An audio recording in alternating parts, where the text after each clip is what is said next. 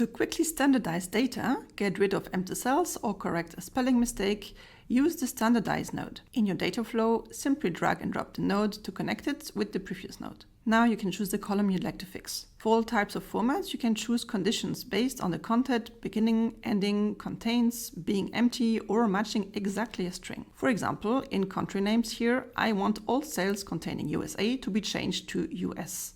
This is replacing the full cell with US. Of course, you can add more rules to the same node. For example, cells containing America should also be changed to US. If you're dealing with many rules, my tip is to create one node per column to keep a good overview of the transformations. Otherwise, you can simply do them all in a single node. Your data is now standardized across the whole table in just a few clicks. If you're looking for even more options to clean your data, check out the other cleaning nodes the data flow model offers.